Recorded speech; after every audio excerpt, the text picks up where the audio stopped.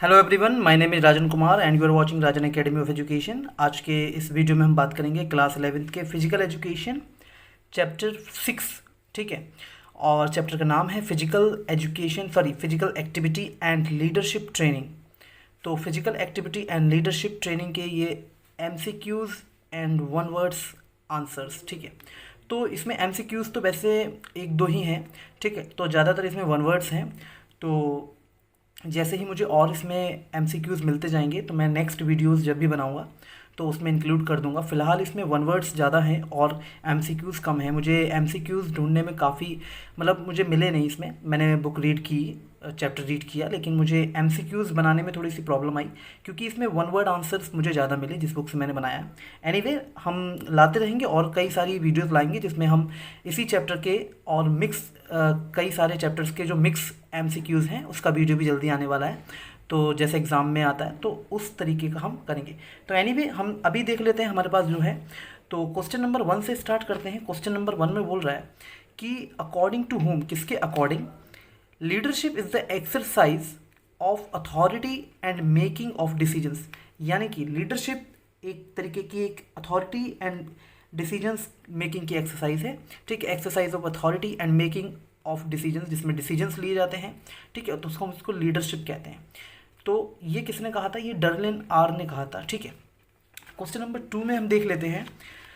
Adventure sports are also known as, adventure sports जो होते हैं उनको हम और क्या किस नाम से पुकारते हैं, किस नाम से जानते हैं? तो हम एक्सट्रीम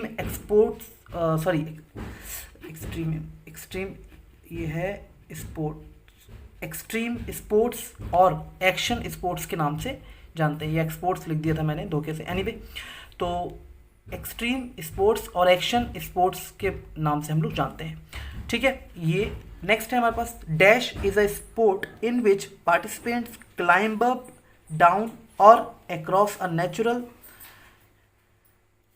रॉक और आर्टिफिशियल रॉक वॉल्स। यानी कि डैश इज अ स्पोर्ट, कौन से स्पोर्ट में पार्टिसिपेंट्स क्लाइंब अप करते हैं, डाउन होते हैं और किसी नेचुरल रॉक के को पार करते हैं, रॉक को, और आर्टिफिशियल रॉक वॉल्स को भी पार करते हैं।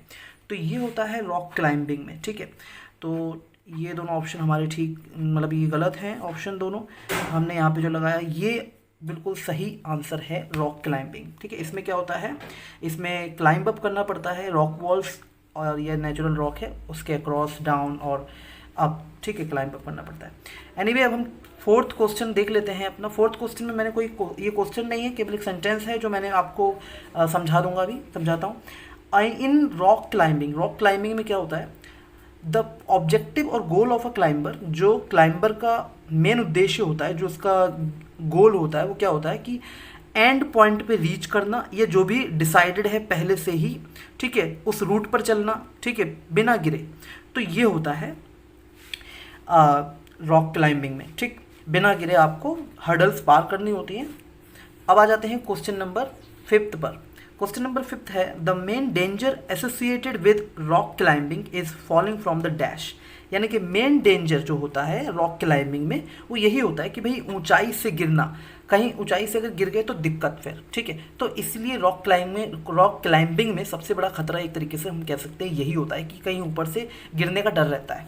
ठीक, तो और ये डेंजर बहुत होता है। ठीक है, ऊपर से नीचे गिरना बहुत ज़्यादा डेंजरस है। तो एनीवे, अब हम बात करते हैं question number 6। The climber should be dash and dash prepared. यानी कि एक क्लाइंबर को फिजिकली और मेंटली फिट रहना चाहिए। अगर हमारे पास क्वेश्चन आता है तो हम ये लिख सकते हैं कि एक क्लाइंबर को हमेशा फिजिकली और मेंटली फिट रहना चाहिए।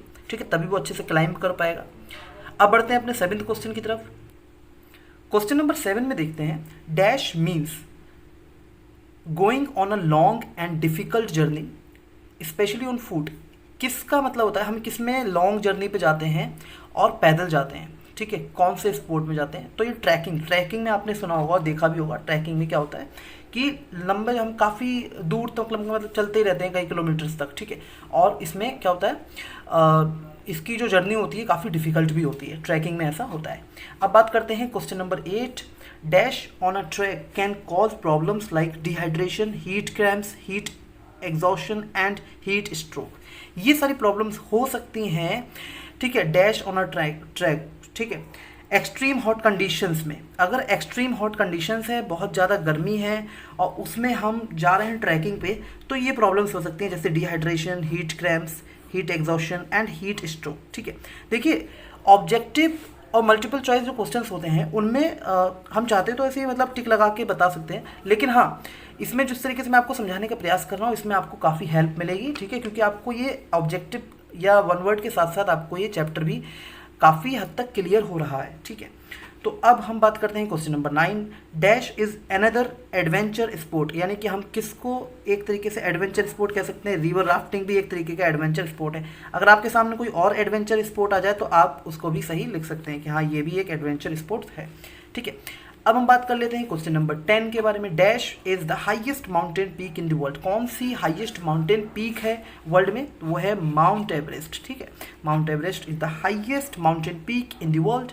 ठीक है, अब हम बात कर लेते हैं क्वेश्चन नंबर 11 की। पैराग्लाइडिंग में क्या होता है, ग्लाइडिंग होती है एटमॉस्फेरिक प्रेशर के थ्रू। ठीक है, विदाउट एनी डैश, क्या उसमें इंजन नहीं होता है। पैराग्लाइडिंग में एटमॉस्फेरिक एयर जो होती है उससे ही क्या हो जाता है, उससे ही एक तरीके से उसके हवा के बहाव से ही वो पैराशूट चलता है।